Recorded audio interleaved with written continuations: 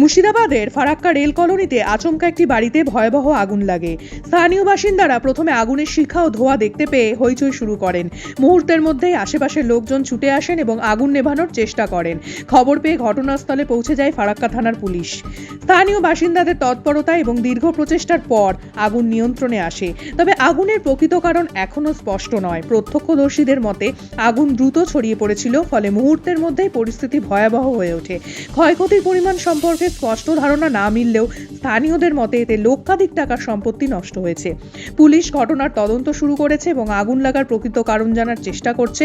তবে এ ধরনের ঘটনা যেন পুনরাবৃত্তি না ঘটে সে বিষয়ে স্থানীয় প্রশাসনের পক্ষ থেকে সতর্কতামূলক ব্যবস্থা নেওয়ার দাবি উঠেছে। ফারাক্কা থেকে মনোজিৎ ঘোষের রিপোর্ট, নিউজ 15 বাংলা। আগুনটা বেশি হয়েছে, গ্যাসের আগুনটা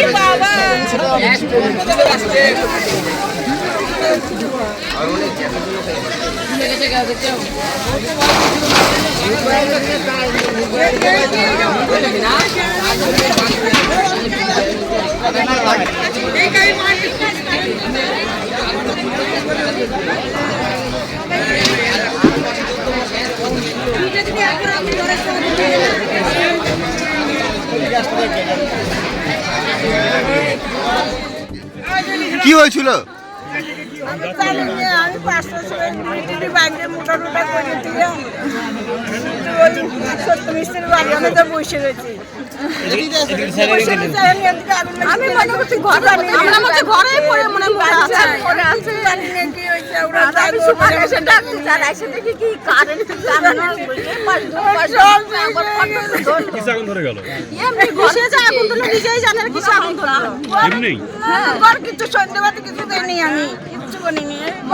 ছেলে পেলে কেউ ছিল না এখানে। ঘরে কারেন্ট ছিল? ঘরে কারেন্ট ছিল? ঘরে কারেন্ট ছিল? ইলেকট্রিক ছিল? কারেন্ট আছে, কারেন্ট আছে, আপনার নাম কি? ছায়ালদার। শাহালদার। আমি মনে করছি ঘরের ভিতরেই বসে আছে। ঘরের মধ্যে আছে, আমি সবাইকে ডাইকে ঘরের মধ্যে আমার ননদ বাড়িতে একাই থাকেন?